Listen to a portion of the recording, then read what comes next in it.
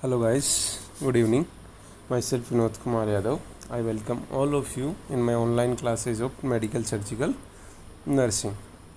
In medical surgical nursing, we are discussing about the cardiovascular system. About the cardiovascular system. In the cardiovascular system, heart and the vessels are included in vessels, artery, vein and lymphatics. All the vascular system is included. So first of all we are discussing about the heart. In our previous lecture we are discussing about the angina. That is the coronary artery disease, angina. And the next one is myocardial infarction, MI जिसको बोला जाता है. तो as we all know, when the coronary arteries that supplies the blood to the heart, जो heart को blood supply करने वाली जो आर्टरीज हैं, जो कि एरोटा से निकल के और हार्ट को सप्लाई करती है, right coronary artery, left coronary artery, circumflex artery, marginal arteries, lateral anterior descending artery, posterior descending artery. In any of the coronary arteries, if there is any blockage, वहाँ पे कोई ब्लॉकेज बना हुआ है उन आर्टरीज के बीच में, जिसकी वजह से जो ऑक्सीजन और ब्लड की जो सप्लाई है उसका डिस्टरबेंस हो रहा है, तो उसकी वजह से सिम्टम्स आते हैं, जैसे tightness, chest pain, radiative chest pen, diaphoresis, shortness of breathe. ये सब सिम्टम्स अपीयर होते हैं. उन कंडीशंस को क्या बोला जाता है? Coronary artery disease.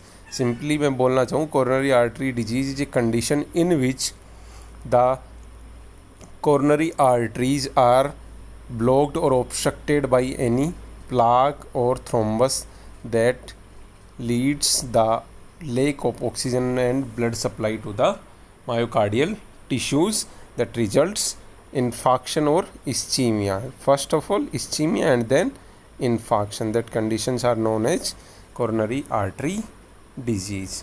तो जैसे कि आप इस फोटो में देख पा रहे हैं, जब आर्टरी ब्लॉक होती है तो हार्ट मसल्स को लेक ऑफ ब्लड सप्लाई, जिसके अंदर न्यूट्रिशन और ऑक्सीजन होता है, उसकी नहीं हो पाती, जिसकी वजह से क्या होता है? सिम्टम्स अपीयर होते हैं. उन कंडीशंस को क्या बोला जाता है? Coronary artery disease. इसके अंदर अपन ने एंजाइना पढ़ा था. नेक्स्ट है मायोकार्डियल इन्फार्क्शन. जैसे इसके नाम से आपको पता चल रहा है, मायो मीन्स मसल्स, कार्डियल में कार्डियक मसल्स, इन्फार्क्शन होना, infarction of the cells. When the cells does not supplied by heart oxygen and nutrients या blood, जब हार्ट प्रॉपर ब्लड सप्लाई नहीं कर पाता है कोरोनरी आर्टरीज के through to the myocardial cells को, जब हार्ट ऑक्सीजन और ब्लड सप्लाई नहीं कर पाता है मायोकार्डियल टिश्यूज़ को, तो वो मायोकार्डियल टिश्यूज़ किस में चले जाते हैं? इन्फार्क्शन में चले जाते हैं. पहले इस्चीमिया होता है जो कि रिवर्सिबल होता है, और एक इन्फार्क्शन जो हो जाता है वो इरिवर्सिबल होता है. मतलब उसके बाद अगर जो ब्लड सप्लाई वो प्रॉपर हो भी जाती है तो वो सेल्स वापस रिकवर नहीं हो पाती हैं. जबकि इस्चीमिया में क्या होता है? उन सेल्स को जैसे ही ब्लड सप्लाई, ऑक्सीजन, न्यूट्रिएंट्स मिलेंगे, वो वापस रिकवरी करके नॉर्मल सेल की तरह हो सकती है. तो myocardial infarction is also known as heart attack. जैसे नॉर्मली अपन जनरल जो वर्ड यूज़ करते हैं मायोकार्डियल इन्फार्क्शन के लिए, दैट इज़ हार्ट अटैक. कई लोग हार्ट अटैक और हार्ट ब्लॉक इन दोनों में कंफ्यूज होते हैं, तो मैं आपको ये दोनों क्लियर कर देता हूँ कि heart attack is myocardial infarction that leads या that caused by the oxygen and lack of oxygen and blood supply to the myocardial tissues. And second thing, heart block is a conduction problem, in which the conduction of impulses from the SA node to AV node to bundle of His to Purkinje fibers to myocardium, if disturbed, that is heart block. And heart attack is oxygen and blood supply, lack of oxygen and blood supply to the myocardial tissues. तो heart attack और heart block में confuse नहीं होना, दोनों अलग अलग term होती हैं.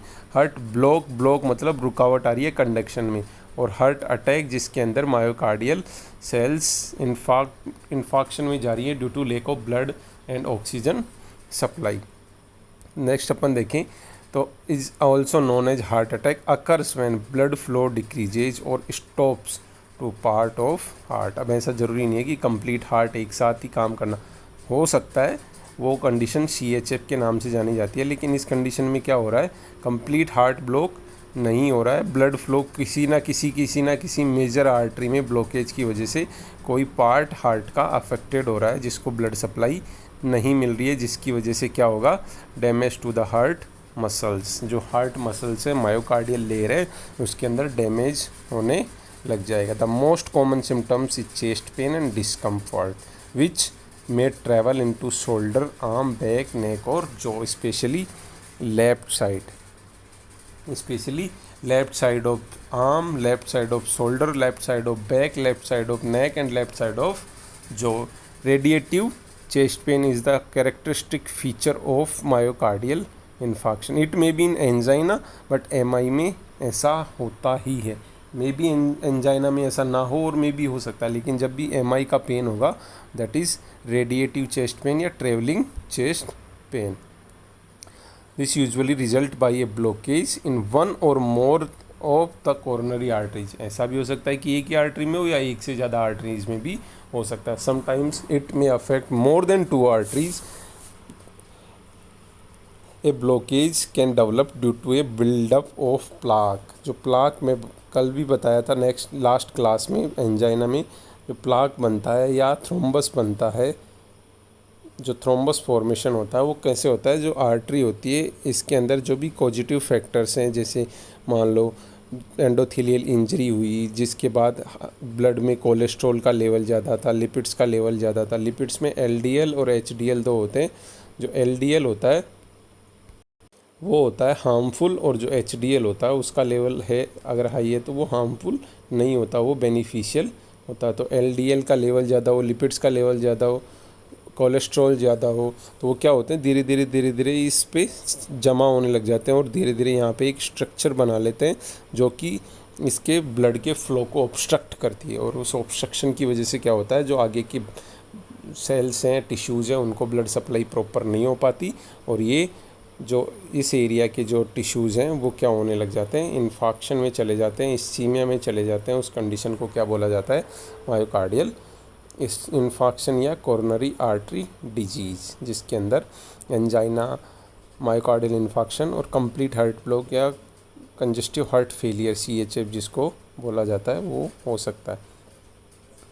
नेक्स्ट बात करें तो मायोकार्डियल इन्फाक्शन, जैसे ये कोई आर्टरी थी, ये आर्टरी, ये वाली आर्टरी, इसमें यहाँ पे कोई ब्लॉकेज आ गया तो ब्लॉकेज जैसे होगा ये जिस एरिया को सप्लाई करती वो एरिया अफेक्टेड होगा और इस एरिया के अंदर जैसे ही ब्लड सप्लाई कम होगी, इन्फाक्शन होगा तो वहाँ पे chest pain, tightness, congestion, diaphoresis, shortness of breathe जैसी कंडीशन। क्योंकि शॉर्टनेस ऑफ ब्रीथ क्यों होगी, कई लोग पूछते हैं शॉर्टनेस ऑफ ब्रीथ क्यों होगी, इसका तो रेस्पिरेटरी सिस्टम से क्या रिलेशन। जैसे ही सप्लाई कम हुई तो डिमांड बढ़ जाएगी, डिमांड बढ़ेगी और क्या होगा, जो डिमांड बढ़ेगी तो रेस्पिरेटरी सिस्टम के पास मैसेज जाएगा, वो तेज़ कर देगा रेस्पिरेटरी रेट, जिसकी वजह से शॉर्टनेस ऑफ ब्रीथ हो सकती है। रेस्पिरेटरी रेट बढ़ जाती है जिसको कि शॉर्टनेस ऑफ ब्रीथ बोल सकते हैं। मतलब ब्रीथ की जो डेप्थ है और जो उसकी टाइम ड्यूरेशन है वो छोटी हो जाती है। Next etiological factor, same as angina, कोई भी चेंजेज नहीं है। जो भी CAD जो जिसके लिए अपन बात करते हैं लास्ट क्लास में जो बताया था, जैसे कुछ नॉन मॉडिफाइबल एंड मॉडिफाइबल।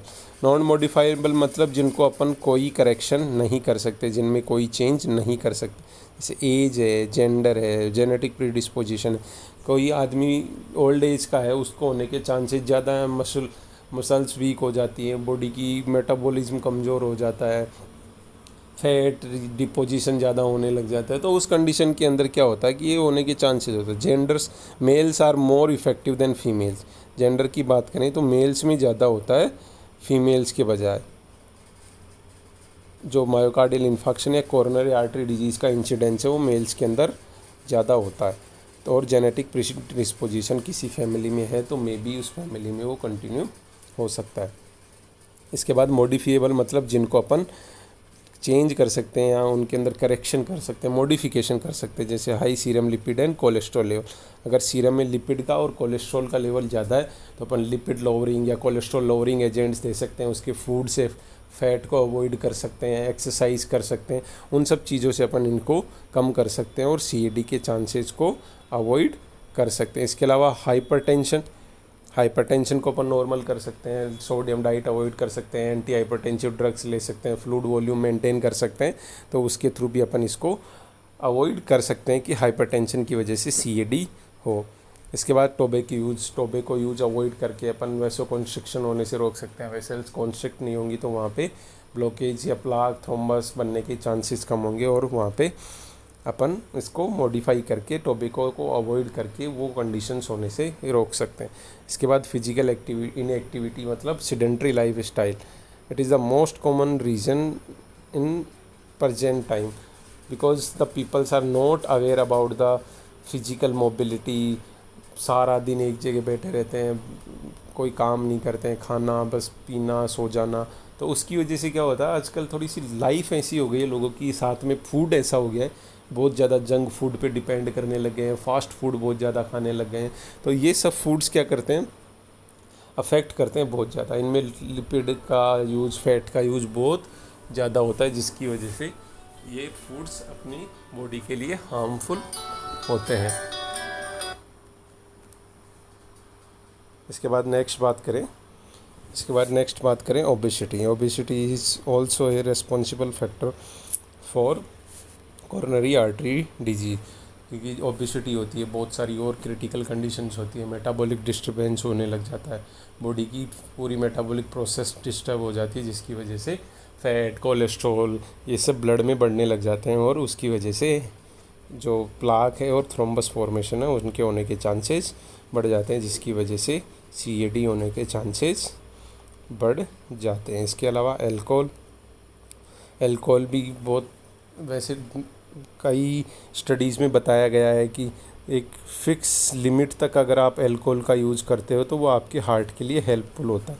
एक लिमिटेड अमाउंट में अगर आप यूज़ करते हो तो वो आपके हार्ट के लिए हेल्पफुल हो सकता है, लेकिन अगर एक्सेसिव अमाउंट में आप अल्कोहल यूज़ कर रहे हो तो उसकी वजह से आपकी बॉडी मेटाबॉलिज्म, बॉडी की एक्टिविटीज़ वो वीक पड़ जाती हैं, बॉडी का मेटाबॉलिज्म, बॉडी की सेल्स वो सब अफेक्ट होती हैं, जिसकी वजह से ऐसा may be coronary artery disease के रिस्क फैक्टर्स बढ़ जाते हैं।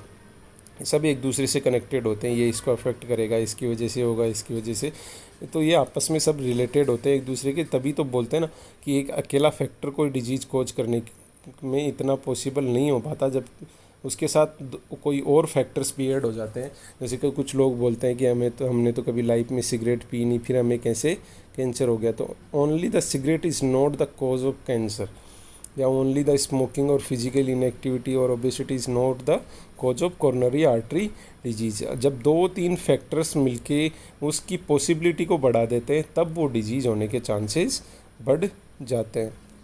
नेक्स्ट बात करें टाइप्स की, तो मायोकार्डियल इन्फार्क्शन को लोकेशन के बेसिस पे पर अगर अपन डिवाइड करें तो इसको मेनली 3 पार्ट्स में डिवाइड किया गया, anterior wall MI, posterior wall MI और लेटरल वॉल MI। जो हार्ट होता है अपना, उसकी एंटीरियर सामने की सरफेस है, पोस्टीरियर पीछे वाली, और लेटरल साइड्स, इनके बेसिस पे इसको 3 पार्ट्स में डिवाइड किया गया है on the basis of location.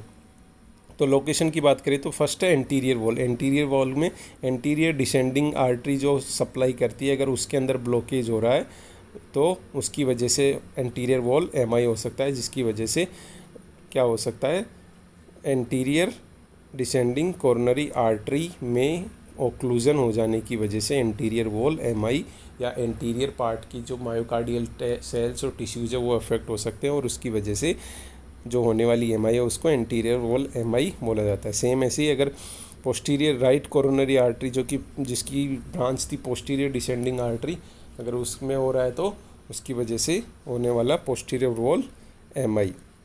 और लेटरल वॉल MI जो लेटरल साइड की जो ब्रांचेज हैं उनसे सप्लाई होने वाले एरियाज़ को, अगर लेटरल साइड के एरियाज़ को जो आर्टरी सप्लाई कर रही है, मार्जिनल आर्टरीज, सर्कमफ्लेक्स आर्टरीज, अगर उनके अंदर ब्लॉकेज है तो उसकी वजह से होने वाले को लेटरल वॉल MI बोलते हैं। इसके अलावा जो इम्पोर्टेंट क्लासिफिकेशन है वो दो तरह का इसके अंदर बताया गया, non ST segment elevation MI and ST segment elevation MI.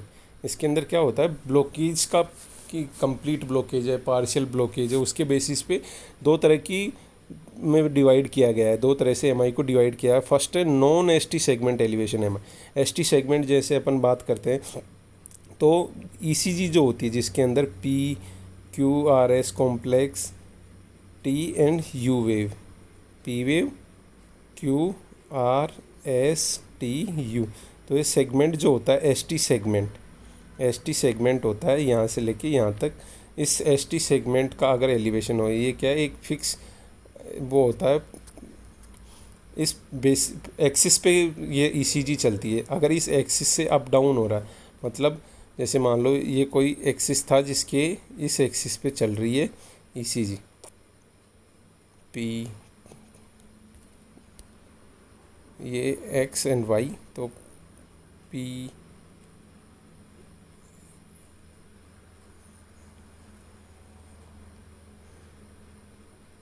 X and Y axis, P wave Q R S T and U wave बहुत कम देखने को मिलती है लेकिन होती है।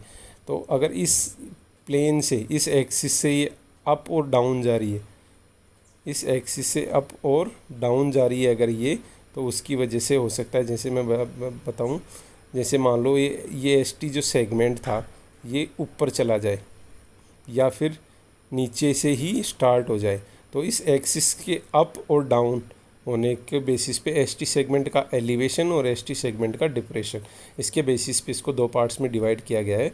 एसटी सेगमेंट एलिवेशन एमआई, जो कि जिसमें एसटी सेगमेंट जो होता है वो डिप्रेस्ड हो सकता है, और टी वेव का इन्वर्जन, जैसे टी वेव कैसे आती है, टी वेव आती है ऊपर की साइड, लेकिन इसके अंदर क्या होगा, टी वेव का इन्वर्जन हो जाएगा और एसटी सेगमेंट का डिप्रेशन हो जाएगा non ST segment elevation MI में। और इसके अंदर जो क्यू वेव है उसका प्रोग्रेशन भी कम होगा, और पार्शियल, जो कि किसको डिनोट करता है, partial blockage of the coronary artery. जब कोरोनरी आर्टरी का पार्शियल ब्लॉकेज, मतलब थोड़ा सा ही ब्लॉकेज हुआ और उसकी वजह से ईसीजी के अंदर जो चेंज आएगा कि जो एसटी सेगमेंट है वो डिप्रेस्ड हो जाएगा और टी वेव का इन्वर्जन हो जाएगा। जबकि जो एसटी सेगमेंट एलिवेशन एमआई है जिसके अंदर एसटी सेगमेंट जो होगा, जो एसटी सेगमेंट होगा वो एसटी सेगमेंट क्या होगा, एलिवेट हो जाएगा। क्या होगा, एलिवेट हो जाएगा इसके अंदर, और ये ऊपर की तरफ चला जाएगा, जिस प्लेन से था उस प्लेन से ऊपर की तरफ उठ जाएगा एसटी सेगमेंट, या फिर डायरेक्ट ऐसे वेव्स बन जाएगी क्यू आर एस के बाद यहीं से स्टार्ट हो जाएगा और डायरेक्ट एलिवेट होके यहाँ पे टी वेव आना स्टार्ट हो जाएगी। तो इस कंडीशन में क्या होता है, full blockage of the coronary artery, elevated ST, progression of T wave and full blockage of the coronary artery. तो जो नॉन एसटी है इसके अंदर पार्शियल ब्लॉकेज, और जो एसटी सेगमेंट एलिवेटेड है इसके अंदर डिप्रेस्ड है, इसके अंदर एलिवेटेड है, ये कंप्लीट ब्लॉकेज को डिनोट करता है। जब एसटी सेगमेंट एलिवेट हो गया, मतलब अपने प्लेन से ऊपर चला गया, अपने एक्सिस से ऊपर की तरफ जाके अगर वो क्रॉस कर रहा है, तो उस कंडीशन को बोलेंगे एसटी सेगमेंट का एलिवेशन, और उस एमआई को बोलेंगे ST segment elevation myocardial infarction. और अगर उसके नीचे डिप्रेस्ड है, टी वेव का इन्वर्जन हो रहा है, तो non ST segment elevation and myocardial infarction. जैसे आपको ईसीजी के अंदर और क्लियरली समझाते हैं, नॉर्मल ईसीजी होती है ऐसे, इसके अंदर पी, ये वाली नॉर्मल ईसीजी है, P wave Q R S complex and P wave बनी, फिर क्यू आर एस कॉम्प्लेक्स बना एंड फिर टी वेव बनी। पर अब एसटी सेगमेंट एलिवेशन, यहाँ देखो एसटी सेगमेंट का एलिवेशन हो गया, इस प्लेन से पे बन रहा था, इसके बजाय यहाँ बन रहा, मतलब ऊपर की तरफ एसटी सेगमेंट चला गया है, अपने प्लेन या एक्सिस से ऊपर की तरफ चला गया है। अभी थर्ड में देखो एसटी सेगमेंट का डिप्रेशन, इसमें क्या है, प्लेन यहाँ था, इससे थोड़ा नीचे चला गया, जो क्यू आर एस वेव नीचे तक नहीं आनी चाहिए थी, वो वेव नीचे तक आ रही है और उसकी वजह से डिप्रेस्ड हो गया, और साथ में टी वेव का इन्वर्जन भी अपने को देखने को मिल सकता है। वैसे नॉर्मली ऊपर की तरफ होती है, इन्वर्जन में नीचे की तरफ एस टी यानी टी वेव बनना स्टार्ट हो जाएगी। तो ये changes ST segment elevation MI, non ST segment elevation MI, NSTI में टी वेव का इन्वर्जन भी देखने को मिलता है। अब इसके बाद बात करें पैथोफिजियोलॉजी। तो पैथोफिजियोलॉजी जो अपन ने लास्ट में पढ़ी थी एंजाइना और अनस्टेबल एंजाइना तक, सेम वैसे ही क्या होगा, atherosclerosis, arterial spasm, atherosclerosis, plaque या थ्रोम्बस, कोई भी रिस्क फैक्टर जिसकी वजह से आर्टरी का ऑब्स्ट्रक्शन हो रहा है। अब इसमें से कोई भी फैक्टर हो सकता है जिनकी वजह से आर्टरी का ऑब्स्ट्रक्शन हो सकता है। एथेरोस्क्लेरोसिस की वजह से, आर्टीरियल स्पाज्म की वजह से, atherosclerosis plus plaque plus thrombus, इन सब की वजह से क्या होगा, ओक्लूजन और ऑब्स्ट्रक्शन होगा किसका, कोरोनरी आर्टरी के ब्लड फ्लो में ऑब्स्ट्रक्शन आएगा। और उस ऑब्स्ट्रक्शन की वजह से blood supply, lack of blood supply to the tissues, जिसकी वजह से इस्चीमिया होगा। अगर ये इस्चीमिया कंटिन्यूसली बना रहा तो ये, अगर ब्लड में ऑक्सीजन की कमी कंटिन्यूसली बनी रही ब्लड में, तो हाइपोक्सिया हो जाएगा, जिसकी वजह से ऑक्सीजन की सप्लाई कम होगी, उस एंजाइना होगा। और वहाँ पे थ्रोम्बोसिस और कंटिन्यूसली बना हुआ है तो अनस्टेबल एंजाइना। और अगर ये थ्रोम्बस परमानेंट बना हुआ है और ज़्यादा ब्लॉकेज हो गया है on the basis of severity, जैसे एंजाइना में कम था, फिर अनस्टेबल एंजाइना में और ज़्यादा हो गया, अब इसके अंदर और ज़्यादा हो गया, मतलब ऑब्स्ट्रक्शन बढ़ता जा रहा है और सेल्स को सप्लाई कम हो रही। पहले इस्चीमिया में थी, फिर धीरे धीरे ये सेल्स नेक्रोसिस या इन्फॉक्शन, नेक्रोसिस या इन्फॉक्शन, यहाँ तक रिवर्सिबल चेंजेस थे। क्या थे? यहाँ तक रिवर्सिबल, यहाँ से सेल रिवर्सिबल हो पा रही थी, लेकिन यहाँ के कंप्लीट डेड हो जाएंगी, सेल्स डेड होना चालू हो जाती है, जिसकी को क्या बोला जाता है, मायोकार्डियल इन्फाक्शन। मतलब एंजाइना से ही आगे की स्टेज है मायोकार्डियल इन्फाक्शन। एंजाइना में जैसे अपन बात करें रिड्यूस ऑक्सीजन सप्लाई हो रही थी, उसके आगे thrombolysis, permanent thrombus and necrosis होना चालू हो जाएगा, जिसको क्या बोला जाता है, मायोकार्डियल इन्फाक्शन। आर्टरी में ब्लॉकेज हुआ, जिसका रीज़न एथेरोस्क्लेरोसिस हो सकता है, आर्टेरियो, मतलब ये सब क्या हैं, एटियोलॉजिकल फैक्टर्स। इसकी वजह से क्या हुआ, ऑब्स्ट्रक्शन या ऑक्लूजन या सडन ऑब्स्ट्रक्शन हुआ, जिसकी वजह से क्या हुआ, lake of oxygen and blood supply, जिसकी वजह से क्या होगा, ischaemia, hypoxia.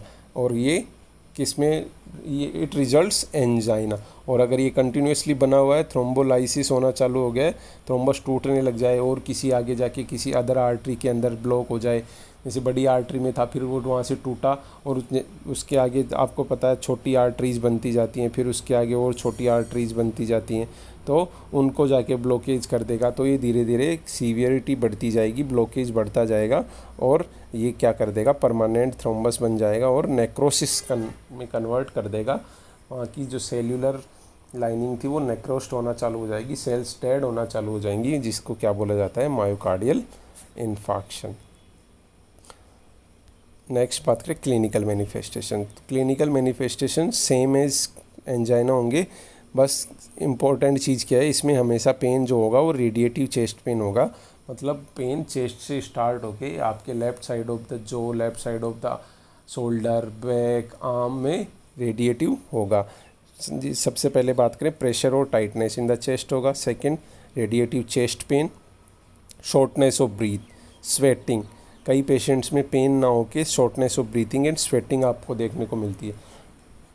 Shortness of breathing and sweating आपको देखने को मिलती है। इसके अलावा नोजिया है, वोमिटिंग है, एंजाइटी है, कफिंग हो सकती है, डिजीनेस हो सकता है और हार्ट रेट या टेकीकार्डिया जिसको बोलते हैं वो हो सकता है।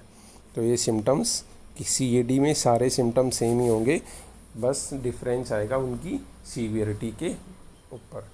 किसी में ज़्यादा सीवियर सिम्टम्स आएंगे, जैसे एंजाइना में कम होता, रेस्ट से ठीक हो रहा था, अनस्टेबल एंजाइना ही रेस्ट करने पे भी ठीक नहीं हो रहा है, डॉक्टर के पास जाना पर MI की कंडीशन में आदमी और ज़्यादा सीरियस सिम्टम्स आएंगे, सीवियर पेन होगा और शॉर्टनेस ऑफ ब्रीथ हो जाएगी, ब्रीदिंग डिफ़िकल्टी हो सकती है। तो ये प्रॉब्लम्स आपको देखने को मिल सकती हैं। इसके बाद बात करें डायग्नोस्टिक इवेल्युएशन। डायग्नोस्टिक इवेल्युएशन में history, physical examination. Physical examination में क्या क्या असेस करेंगे, सबसे पहले वाइटल, जिसके अंदर ब्लड प्रेशर, आपका हार्ट रेट, रेस्पिरेटरी रेट, क्योंकि शॉर्टनेस ऑफ ब्रीथ हो रहा है तो रेस्पिरेटरी रेट, टेम्परेचर की कोई और रीज़न तो नहीं है, तो आप सबसे पहले वाइटल्स चेक करो, ECG करो। और फिजिकल एग्जामिनेशन की बात करें तो वाइटल्स असेस किए, इसके बाद अपन हार्ट साउंड्स पे आ सकते हैं, या इसके बाद जो डायफोरेसिस हो रहा है उसको असेस कर सकते हैं। तो ये सब असेस करेंगे। पेन हो रहा है, पेन को असेस कर सकते हैं, पेन का लेवल कैसा है उसको असेस करते हैं, ब्रीदिंग पैटर्न को असेस कर सकते हैं। ये सब चीज़ें अपने को फिजिकल एग्जामिनेशन में उसका असेसमेंट करना है फिजिकल एग्जामिनेशन के थ्रू। इसके बाद ईसीजी के अंदर मैंने बताया चेंजेस, एसटी सेगमेंट का एलिवेशन या एसटी सेगमेंट का डिप्रेशन, टी वेव का इन्वर्जन, ये सब चीज़ें देख के अपने को पता चल सकता है कि उसको एमआई है या नहीं। चेस्ट एक्सरे करके अपन चेस्ट यानी एमआई का क्या रीज़न हो सकता है। कई बार क्या होता है सेकेंडरी भी हो सकता है किसी और, जैसे कार्डिक टेम्पोनेंट, कार्डियोमायोपैथीज, और इन सब की वजह से भी मायोकार्डियल इन्फार्क्शन की कंडीशन हो सकती है। तो उसका पता लगाने के लिए चेस्ट एक्सरे, ब्लड टेस्ट और कार्डियक बायोमार्कर्स अपने को जब ब्लड में असेस करते हैं, तो जब भी कार्डियक या कार्डियक सेल्स का इन्फ्लामेशन होता है तो बॉडी के अंदर ट्रोपोनिन 1 और ट्रोपोनिन आई और ट्रोपोनिन टी का लेवल बढ़ जाता है। तो नॉर्मली इनका लेवल होता है जो ट्रोपोनिन आई है उसका होता है 0.00 से 0.4 नैनोग्राम पर लीटर, और ट्रोपोनिन टी का होता है ट्रोपटी और ट्रोपाई इसको बोला जाता है। तो इनका लेवल क्या होता है, बढ़ जाता है जब कार्डियक सेल्स का इन्फ्लामेशन होता है। कार्डियक सेल्स का इन्फ्लामेशन जब भी होता है तो बायोमार्कर्स जो होते हैं cardiac biomarkers, troponin, creatinine kinase और मायोग्लोबिन्स होता है, इनका लेवल बढ़ जाता है। तो इनका लेवल देख के भी अपन पता लगा सकते हैं कि कार्डियक सेल्स का इन्फ्लामेशन है या कोई और कंडीशन है। इसके अलावा इकोकार्डियोग्राम से अपन पूरे हार्ट को 2D इमेज जैसे यूएसजी में करते हैं, विजुअलाइज करके देख सकते हैं उसकी स्ट्रक्चर्स को, उसकी पार्ट्स को इस एक्सरसाइज स्ट्रेस टेस्ट करके देख सकते हैं। कार्डियक सीटी स्कैन कर सकते हैं, कार्डियक एमआरआई कर सकते हैं, और एंजियोग्राफी से अपन जो आर्टरीज़ हैं, कौन सी आर्टरीज़ कहाँ पे कितना ब्लॉकेज है उसका पता लगा सकते हैं। एंजियोग्राफी में कैथेटर डालते हैं आर्टरी के अंदर, उस आर्टरी को विजुअलाइज किया जाता है। जहाँ पे ब्लॉकेज होता है वहाँ पे आपको कैथेटर के पे जो टिप पे जो कैमरा लगा हुआ होता है उससे आपको विजुअलाइज हो सकती है। इसके बाद बात करें मैनेजमेंट में pharmacological management, instant management is rest and nitroglycerin is the emergency management of cardiac problems such as mainly coronary artery diseases। इसमें क्या होता है जब जो नाइट्रेट्स होते हैं, नाइट्रोग्लिसरीन होता है, उसका इफेक्ट होता है वेसोडाइलेटिव। तो क्या होता है जब ब्लॉकेज होता है तो ये वेसोडाइलेटर क्या काम करता है, वेसल्स को डायलेट कर देता है, जिसकी वजह से जो ऑब्स्ट्रक्शन था वो थोड़ा कम हो सकता है और ब्लड का फ्लो कंटिन्यू बन सकता है, और उसकी वजह से सिम्टम्स रिलीव हो सकते हैं। तो इमरजेंसी मैनेजमेंट में अपन नाइट्रेट्स यूज कर सकते हैं। इसके अलावा सीवियर पेन होता है इसमें, तो उसके लिए अपन मॉर्फिन सल्फेट यूज कर सकते हैं। एनाल्जेसिक ड्रग होती है वो दे के अपन पेन रिलीव कर सकते हैं। इसके बाद बीटा एड्रीनर्जिक ब्लोकर्स क्या करते हैं, हार्ट रेट कम कर देते हैं, फोर्स ऑफ कॉन्ट्रैक्शन कम कर देते हैं, जिसकी वजह से हार्ट सप्लाई की डिमांड कम करने लग जाता है, डिमांड कम हो जाती है। जब फोर्स ऑफ कॉन्ट्रैक्शन और वर्क कम हो जाएगा तो डिमांड भी कम हो जाएगी, और डिमांड कम हो जाएगी तो सप्लाई जितनी हो रही है उससे काम चल जाएगा और सिम्टम्स अपीयर नहीं होंगे। तो फोर्स ऑफ कॉन्ट्रैक्शन और जो वर्कलोड है उसको कम कर देते हैं बीटा एड्रीनर्जिक ब्लोकर, जैसे प्रोपेनोलोल है, मेटोप्रोलोल है, एटेनोलोल है ड्रग्स के नाम। इसके बाद एंजियोटेंसिन कन्वर्टिंग एंजाइम इनहिबिटर्स। ये जो एंजियोटेंसिन फर्स्ट से सेकेंड में कन्वर्ट होता है, जो कन्वर्ट करता है उस एंजाइम को इनहिबिट कर देते हैं, जिससे क्या होता है जो फ्लूइड ओवरलोड होने के चांसेज हैं वो कम हो जाते हैं।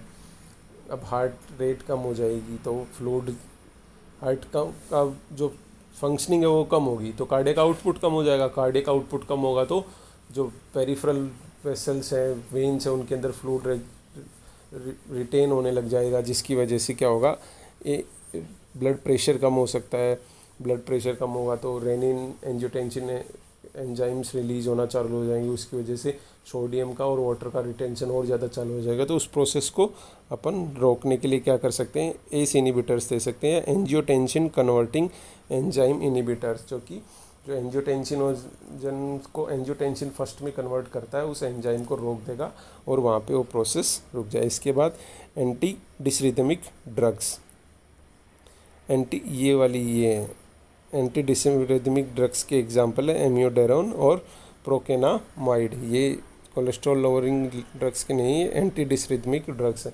डिसरिथमिया मतलब जो रिदम होता है हार्ट का, रिदम मतलब ऐसे नोड से एवी नोड से परकिंजी फाइब्रस, पहले एट्रियम का कॉन्ट्रैक्शन हो रहा है, फिर वेंट्रिकल का कॉन्ट्रैक्शन हो रहा है, तब एट्रियम का डायलेशन हो रहा है, तो ये रिदम जो बना हुआ होता है, इस रिदम में अगर कोई डिस्टर्बेंस आ रहा है, एट्रियम ज़्यादा कॉन्ट्रैक्शन करने लग जाए, वेंट्रिकल ज़्यादा कॉन्ट्रैक्शन करने लग जाए या कम हो जाए कॉन्ट्रैक्शन की रेट, तो ये क्या होता है, रिदम चेंज हो जाता है, तो डिसरिथमिया बोलते हैं इन सबको। तो इसको कंट्रोल करने के लिए क्या करते हैं, एंटी डिसरिथमिक ड्रग्स देते हैं, जैसे एमियोडायरोन, प्रोकेनामाइड और cholesterol lowering drugs. Next, cholesterol को, जो बॉडी में ब्लड में कोलेस्ट्रॉल ज़्यादा है उसको कम करने के लिए कोलेस्ट्रॉल लोअरिंग ड्रग्स यूज कर सकते हैं। इसके बाद थ्रोम्बोलाइटिक्स, थ्रोम्बस फॉर्मेशन हो गया उसको तोड़ने के लिए, उसका लाइसिस करने के लिए थ्रोम्बोलाइटिक्स दे सकते हैं, जैसे एल्टीप्लेज, स्ट्रेप्टोकाइनेज। इसके बाद एंटी प्लेटलेट्स, क्लोपिडोग्रिल, जो कि क्या करती हैं, प्लेटलेट्स को इकट्ठा होने से रोकती हैं और ब्लड को थिन कर देती हैं, जैसे एस्प्रिन, क्लोपिडोग्रिल, ये सब चीज़ें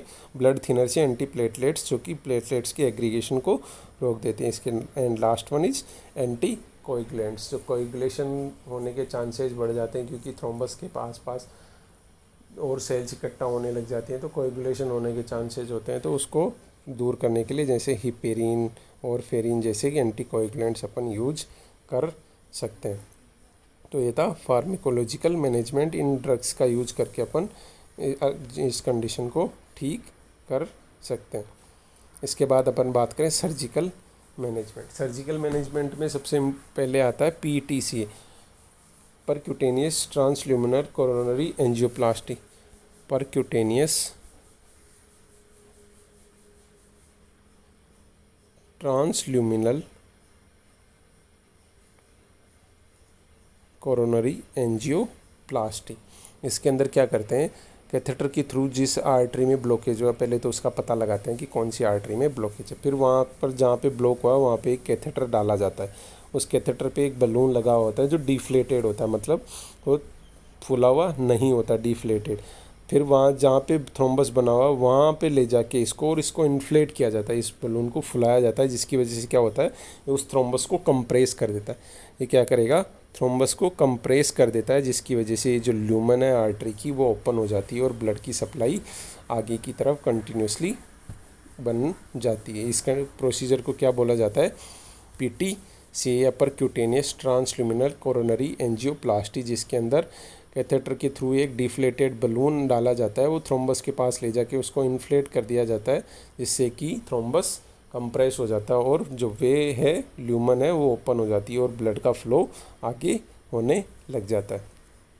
इसके बाद सेकंड, कोरोनरी आर्टरी स्टेंट्स, जैसा कि सेम अपन ने एंजाइना में पढ़ा था, इसके अंदर सेम वहाँ पे तो बलून था जिसको इन्फ्लेट करके इसको कंप्रेस कर रहे थे और वापस बलून को निकाल लेते थे, लेकिन यहाँ पे क्या करेंगे, यहाँ पे एक स्टेंट यूज करते हैं, एक मेटल से बना हुआ स्टेंट होता है, सिलिकॉन या किसी भी जो भी मेटल यूज किया जाता है उससे बनाया हुआ स्टैंड्स होते हैं। उन स्टैंड्स को क्या करते हैं, इस पहले फूला हुआ नहीं होता है, फैला हुआ नहीं होता है, डिफ्लेटेड होता है, फिर वहाँ ले जाके बलून की हेल्प से इसको इन्फ्लेट कर दिया जाता है और फिर बलून और कैथेटर को तो निकाल लिया जाता है, लेकिन वो स्टेंट वहीं पे छोड़ देते हैं, जिसकी वजह से वापस वो कंप्रेशन वापस रिकवर नहीं होता और वो स्टेंट उसको डिफ्लेट या डिकम्प्रेस करके ही रखता है और इसका फ्लो कंटिन्यूसली बनाए रखता है, फ्लो कंटिन्यूसली बना रहता है।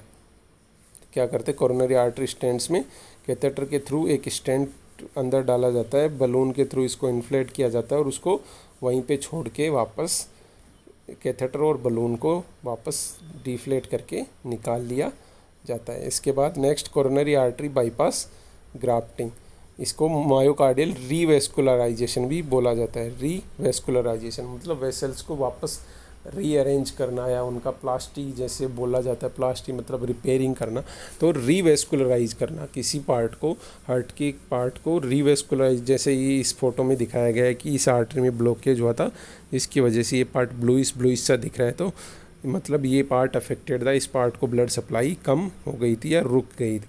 अब अपन ने क्या करा, कहीं से बॉडी के अदर किसी पार्ट से सीलिएक आर्टरी, इलियक आर्टरी, जो भी आर्टरी लेके और उसको क्या करेंगे, डायरेक्ट यहाँ से यहाँ तक जोड़ दिया। जैसे इसके अंदर क्या किया हुआ है, इसको एओर्टा से डायरेक्ट ही जहाँ पे ब्लॉकेज था उसके आगे जोड़ दिया जाता है, ताकि इस ब्लॉकेज तक तो ब्लड सप्लाई ऊपर से आ रही है, ब्लॉकेज के बाद इसको जोड़ देंगे तो नीचे के पार्ट को ये ब्लड सप्लाई कर सकता है। तो इस प्रोसीजर में क्या करते हैं, कोरोनरी आर्टरीज का बाईपास बनाया जाता है, कहीं और से जोड़ के और वहाँ तक ब्लड सप्लाई कंटिन्यू कर दी जाती है, जिसको क्या बोला जाता है, कोरोनरी आर्टरी बाईपास ग्राफ्टिंग। इसके बाद नेक्स्ट प्रोसीजर है एथेरेक्टमी। एथेरेक्टमी,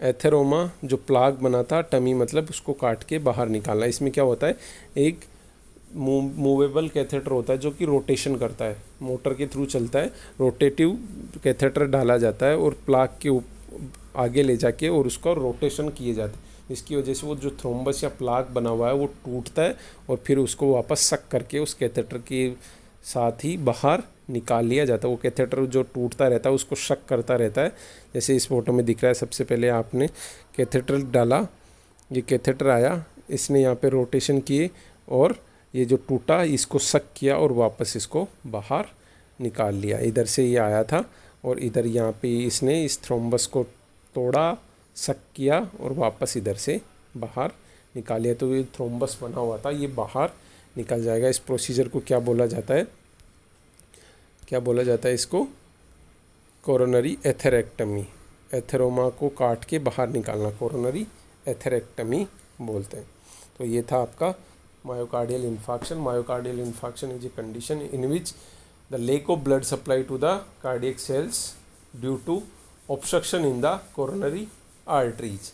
इसकी वजह से क्या होता है, जब ऑक्सीजन और ब्लड सप्लाई कम हो जाती है मायोकार्डियल सेल्स तक, तो वो मायोकार्डियल सेल्स इन्फार्क्शन में चली जाती हैं, डेड होने लग जाती हैं, जिसकी वजह से कार्डियक फंक्शन अल्टर्ड होने लग जाते हैं, अपना हार्ट प्रॉपर काम नहीं करता है, जिसको कि एक अदर टर्म से भी जाना जाता है। क्या नाम है, कॉमन वर्ड जो अपन यूज करते हैं, हार्ट अटैक के नाम से जाना जाता है। इसको mainly on the basis of location anterior wall MI, posterior wall MI, lateral wall MI में डिवाइड किया गया है। इसके अलावा on the changes in ECG it divided into two parts, non-ST segment elevation MI and ST segment elevation MI, दो parts में divide किया गया है।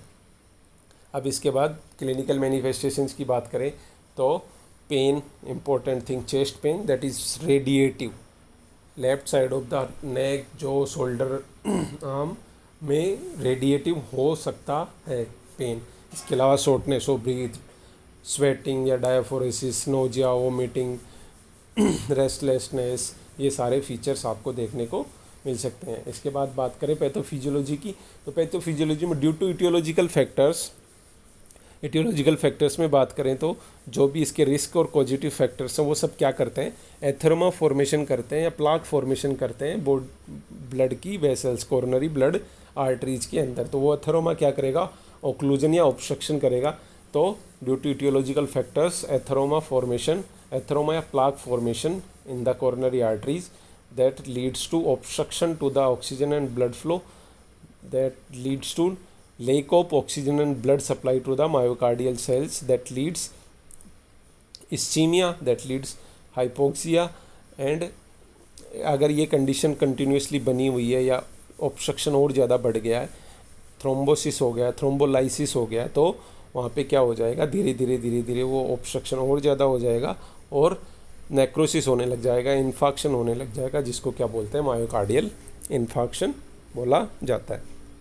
डायग्नोस्टिक इवैल्यूएशंस तो जनरली ईसीजी से पता चल रहा है। इसके अलावा कार्डियक बायोमार्कर्स जिसमें ट्रोपोनिन आई, troponin T, CK-MB, creatinine kinase और मायोग्लोबिन्स को का अपन ब्लड में लेवल से पता लगा सकते हैं कि कोरोनरी आर्टरी या कार्डियक सेल्स या कार्डियक मसल्स का इन्फ्लामेशन या कार्डियक टिश्यूज़ का इन्फ्लामेशन होता है, तो कार्डियक बायोमार्कर्स जो होते हैं उनकी अमाउंट बढ़ जाता है। नॉर्मल रेंज में नहीं दी, अगर उस नॉर्मल रेंज से ज़्यादा हो जाता है तो वो इंडिकेट करता है कि कार्डियक टिश्यूज़ के अंदर इन्फ्लामेटरी कंडीशन हो रखी है।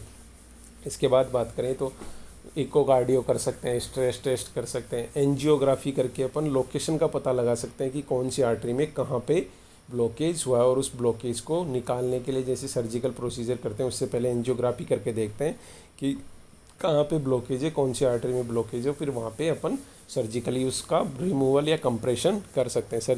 मेडिकल मैनेजमेंट में beta blockers, calcium channel blockers, ACE inhibitors, nitroglycerin, blood thinners, thrombolytics, anticoagulants, lipid lowering agents, anti dysrhythmic agents, ये सब देख के अपन जो भी कंडीशंस या कॉम्प्लिकेशंस उसकी वजह से हो सकते हैं उन सबको अवॉइड कर सकते हैं, उनको ट्रीट कर सकते हैं। इसके बाद सर्जिकल मैनेजमेंट की बात करें तो PTCA, percutaneous transluminal coronary angioplasty, CABG, coronary artery bypass grafting,